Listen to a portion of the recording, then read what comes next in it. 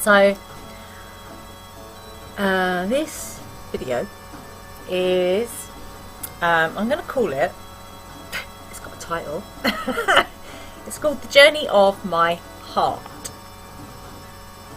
and it's basically I make it sound so easy. It's the journey from being a very well closed. I built a huge structure. It's like a castle around my heart, because through things that happened to me, I was not letting anyone in, and I was not going to be hurt by anyone either. So yes, here we are. Scary stuff. Because I've kind of shared bits of this around, shared bits of it around. I've put little bits in my blog, or kind of talked a little bit in the courses that I run, but I've never put it all in one thing. Never been in one video. So this is a bit of a scary thing. Okay, anyway, I'm going to shut up. Okay, so even when I was a kid, although it scared me, witches for me were very scary. They were scary things, yeah, and maybe on some level I realised just how powerful a witch actually is, yeah. But I knew, and I always knew, there was something. It's something witchy inside me, yeah. But it was a big no-no. I mean, I didn't have people around me either who taught me that stuff. So I've kind of trodden this path on my own, basically. So I kind of knew that I was a witch, but it's very different knowing something to what it is feeling it. It's taken me, so I'm reading my notes, it's taken me many years to truly uncover who I am. And in fact, it's only really been in the past year, yeah, when I was doing a particular course. I'm going to go into that a bit later, and it completely revealed stuff about me that I had completely no-noed forever, yeah. It's like, no, that's not me, that's not me, that's not me. And in fact, it's my driving force. Oh my god. So it took me many years to get to who I really am, yeah, my witchy self. And that's taken many different paths, but they've all brought me here to this space and time. So I can't complain, yeah. So as a child, and I don't know if it's our generation. I'm 47 this year, and so I don't know if it's our generation when we grew up. Our parents, I don't know, they were just not interested in the children. That was my experience anyway. Very wrapped up in themselves and didn't, they weren't really that interested, to be quite frank. And that definitely had an effect on me, as I was growing up. Obviously, my early years. And then I found out later from one of my relatives, someone who I was actually quite close to when I was a kid, that I barely ever spoke. Never smiled, never spoke. And the only time, and I've actually got photos of me sitting on a horse with a big shit-eating grin on my face. So the only time I was ever, I felt like I could be happy was when I was around animals, because anything else, you know, was people. As far as I'm concerned, you know, people didn't care. So that was a very interesting life lesson at a very young age. So it kind of made me very solitary and very extremely, to my detriment as I grew older, independent. You know, even now, it's a lot easier for me to ask if I need help. But I always try and do things on my own first. And if I can't, then I'll ask for help. So that's still there. And to be honest, it served me well. You know, it got me out of home when I was 18. I wanted to leave. I couldn't wait to leave home. I wanted out. I wanted to do my own thing. So I did. Which again has served me well on the witchy path, because if I hadn't had that, I probably wouldn't be here now, to be frank. So as I grew up, it was because I had nothing in place. I'd learnt nothing from my parents about how to be around people, about, you know, interacting with people, how to deal with people when they're nasty, basically. Because kids, you know, when you're growing up, kids are horrible. They are horrible, yeah. So I was very shy, like painfully. Like if someone spoke to me, I'd go bright red and want to run away very quickly. If anyone spoke to me, it's like, just leave me alone, leave me alone. I was quite happy in my own world a lot of the time. So I was very insecure, very unsure about a lot of things. It's very awkward as well around people. I did have, when I was growing up, I did have one close friend to start with, and then as other people kind of moved onto our street, because it was a street that was being built. I think I had, like, I could probably count my friends on one hand, to be quite honest, and they didn't hang around either. They they upped and left. Another big lesson: don't even trust your friends. That was a lesson there. Oh my god. Many lessons. I used to spend an awful lot of time sitting on the front doorstep pondering life, watching these little red, they look like little tiny red spiders, like running around like crazy on the front doorstep. I spend a lot of time doing that. What is the purpose of all this stuff that I'm going through? I don't like it. So I would regularly escape into my head.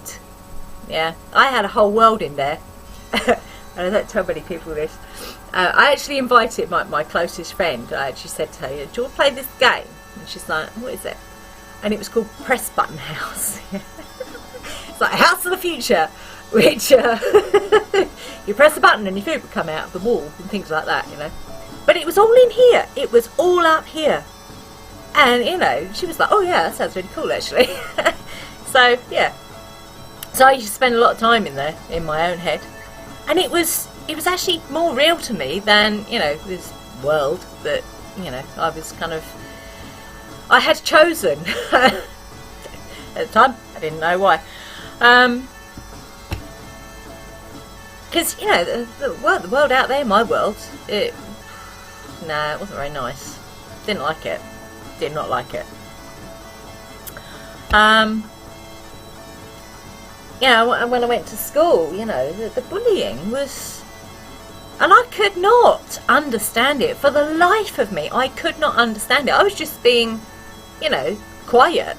You know, I wasn't hurting anybody. You know, I wasn't... Okay, I was a little bit strange, but, you know, when you don't know how to act around people, you can come across as a little bit strange. But no, you know, it's like, you know, aggressive, nasty, horrible children. So I get so upset and angry now when my son, who is autistic, when he gets that, I get like super, like, Superman, get away from my child, you horrible person. But what I did with that, yeah, because I didn't know how to deal with that, so I didn't know how to deal with that verbally, didn't know how to deal with that emotionally. So what did I do? I hid it. I never told my parents. I think I might have done once, and I might have got a, oh, well, you know, just ignore them and they'll go away. Well, actually, no, that doesn't work. I've been doing that and it doesn't bloody work. So, you know, it was like, well, okay, so you're not listening to me. You haven't got anything interesting to say about it, so I'm not going to say anything in the future. And I didn't. So I hid it all. You know, even when...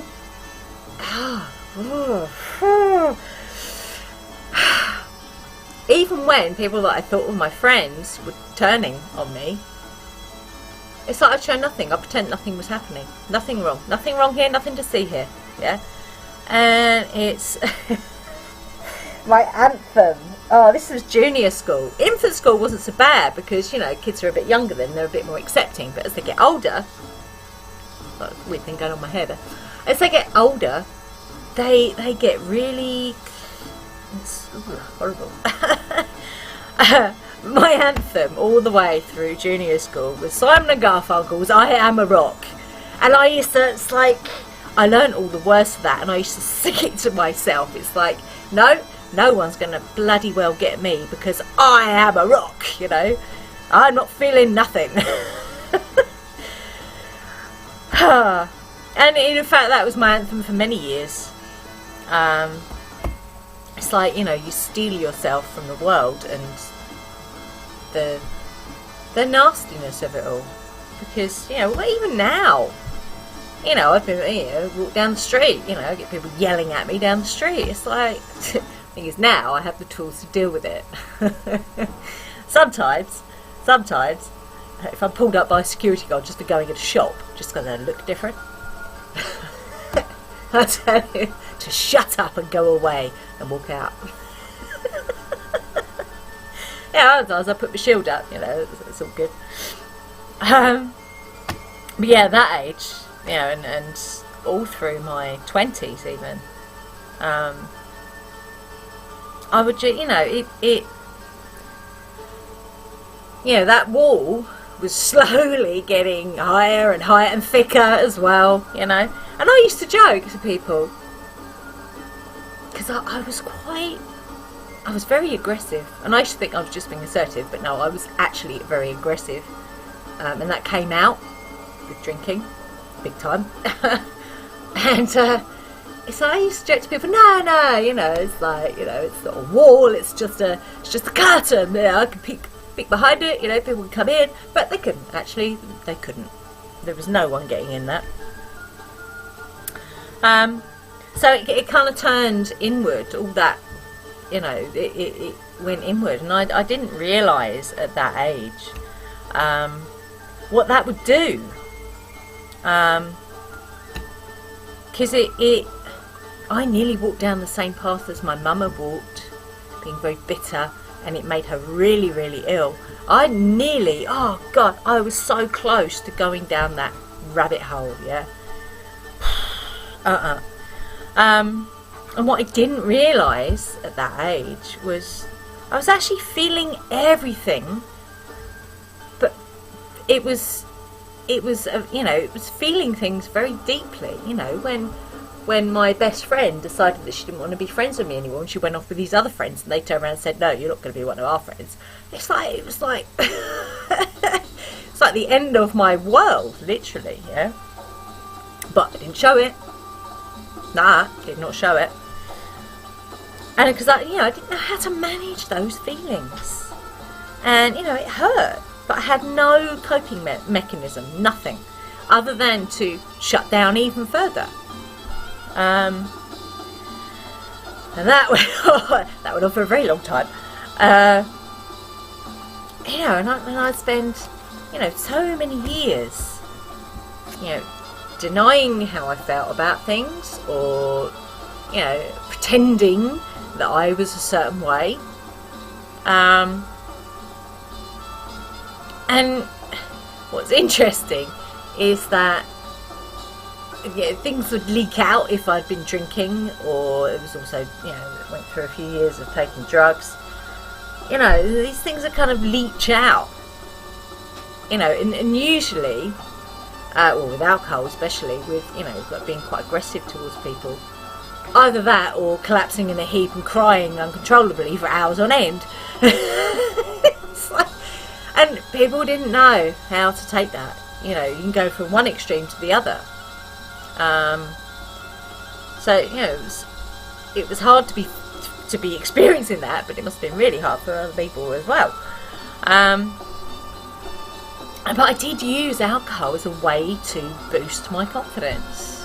For years I used alcohol, and if I was ever in a situation where I hadn't had a drink and I didn't know, it's like, pardon me, it's like I didn't have that confidence, I was shut down, completely shut down. I wouldn't know what to do and I'd have to go. It's very strange. It's like paralysing fear. Yeah, it's amazing how powerful that feeling is. Yeah, it's unbelievable. And what's interesting now is that person who I was feels so far away. It's not actually that far away, because like I said, it was only last year when things really became uncovered. But she feels so far away. I still know her, but she's like, I can't imagine being like that now. It's very, well, and there's more to come as well, which is amazing. So I found through the, you know, over the years, kind of, I suppose from my early 20s, I started finding ways to manage those fears, that crippling fear, yeah. You know, gradually started to break the wall down, although it never went completely. Because there'd always be something, a fear, that would come in and stop me in my tracks, big time. So, you know, through singing, acting, finding yoga, and even becoming a yoga teacher, that was huge for me. Standing in front of a room full of people and teaching them. Oh my God, you know. Never in a million years would I have imagined doing that, let alone sitting here talking to you like this. There's a no, because I'd be worried about what my nose looked like. Seriously.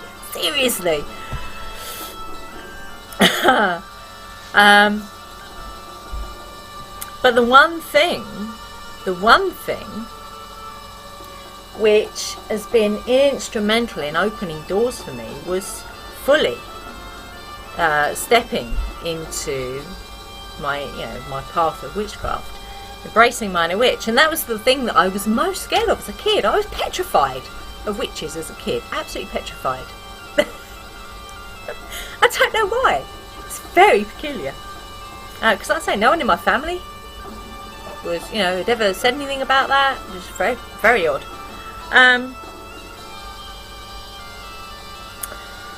So that kind of started, and you know, that journey started when I was 19, 20, when I bought my first witchy book. But it was in the, you know, it was kind of doing but not feeling, yeah. Which, when I look at it now, is actually very strange. I find it very peculiar. But I didn't know how to unlock that feeling, yeah, the heart chakra. And interestingly, through those years, there were, you know, I could probably count on one hand. It's like I'd be somewhere and someone would say, "Oh, you need to look after your heart," and I'd be like, oh, "I'm so stupid." Yeah, right. Now I know why. But I'll tell you something that, and it was a course I did last year, Soul Realignment. Was I discovered, to my absolute amazement, that my primary energy centre, which is it's kind of what drives me, yeah, in life, is my heart. My heart chakra, my heart centre, is my primary kind of reason for doing stuff, yeah. That's the place where I come from the most. I do have a secondary as well, but the primary is my heart centre. How mad is that? So all those years I've been, you know, like shielding it and not letting anyone in and not giving, you know, of myself. And what was mad is once I'd done the reattunement and a few other things as well, things started to fall into place in a way that they had never done before. You know, even having my son Henry, there was still a wall there. It would come down, but not all the way, never all the way, because I was in a not a great situation when I had him. So that was still there a bit, but this is whole revelation for me. This is my heart. Oh my God, and it had been the thing I'd been avoiding. The one thing I'd been avoiding was the one thing that opened up everything and has brought me here. Mad. So I'm sitting here, you know, telling you this story. You know, and I'm a witch, high priestess, leader. You know, I'm writing courses for people. I'm leading them. I've written, you know, I write a blog. I've, you know, had things published. I sing. You know, singing was something I never ever imagined that I would be doing in front of people, online, in a classroom, because that was a huge thing. It's like, ooh, I'd get a big clampy feeling on my throat and it would stop, you know. Mad. I'm a healer, and I'm very grounded and very determined these days. Now, you talk to anyone who knew me even 3 years ago and they're saying, oh, she never gets anything done properly. I'd always want to, but never have the follow through, which is, you know. What's amazing is that if I could do that, if I can knock all that stuff away like that, anyone can. Anyone can do anything.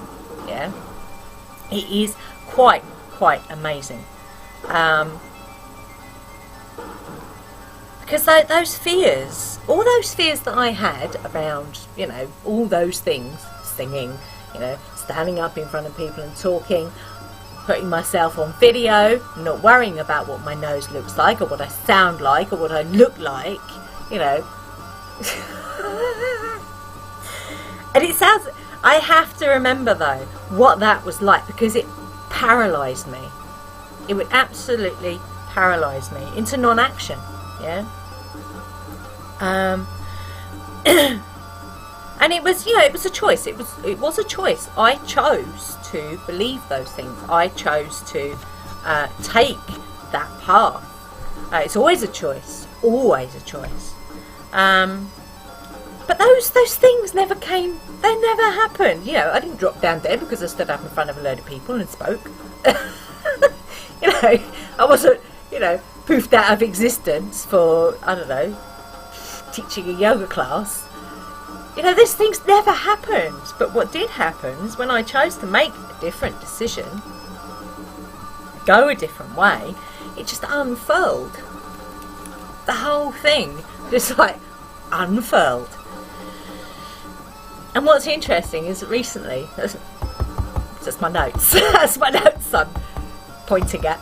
In case you don't know, it's my notes. It's round a long way, so you won't be able to read it. I was doing some deity connection work recently. What's interesting is that I was shown the first part of my journey, yeah, of my life, and it was all like this, like a big squiggly mess, yeah. You know, it's like I was going round and round and round this big squiggly mess in a holding pattern, yeah.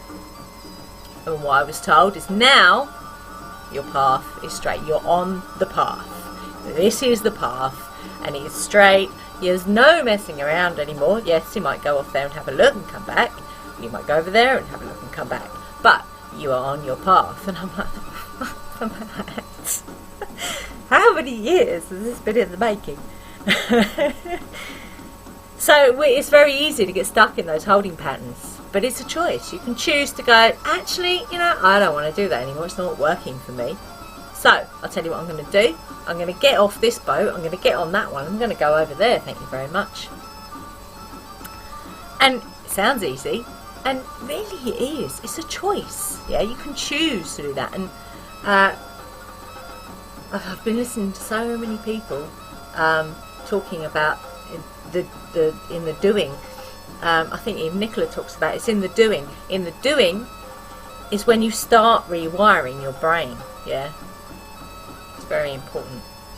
So even if you make, you know, a little choice every day to take you further towards your goal, that's brilliant.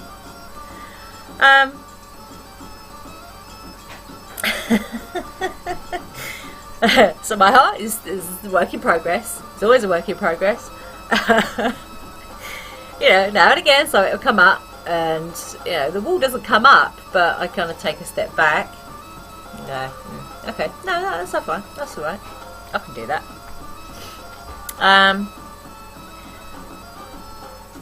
But what's really interesting is that I feel everything. You know, when it comes to things like music or people's stories. Even sometimes when I'm watching Neighbours, you know, there'll be something and it goes dong, and I'll be like, oh my god. So I do. It's like feel everything. Yeah, good and bad, because when you open, you get the good, but you also get the bad stuff. Yeah, because you're open. You're not filtering your experiences. Yeah, because they're both equally important. And absolutely, health-wise, I used to get a lot of indigestion. I used to get pains, yeah, not serious, you know, life-threatening pains, but I would get like niggles and pains and stuff in, you know, around the heart. So absolutely, you know, when you work on that stuff and you get this out of the way, and you know, you get those blocks out of the way, then it unblocks your body energetically as well. And I even stopped. I even gave up alcohol. It was the end of April last year. Something I never thought I'd do. I never, ever, ever thought I would give up alcohol. Yeah. But there's many reasons behind it. It doesn't always label alcohol as being vegan or not. The whole white sugar thing, wasn't keen on that. And I don't know, it's just something inside me clicked, and it's like, I don't need this anymore. I don't need it. Yeah, I spent many years feeling that I needed it, choosing to use it, but not anymore. So yeah. And it's amazing. It's amazing what happens when you fully step into you. It is quite incredible. Yeah, it's not a done journey yet. You know, we have, myself and my partner, we have, you know, many many challenges ahead of us, many journeys ahead of us for sure. But it's amazing. It really is amazing. And I'm sitting here talking to you now, and that is proof in the pudding as far as I'm concerned. So, be fearless, stay witchy, live long and prosper. Woo!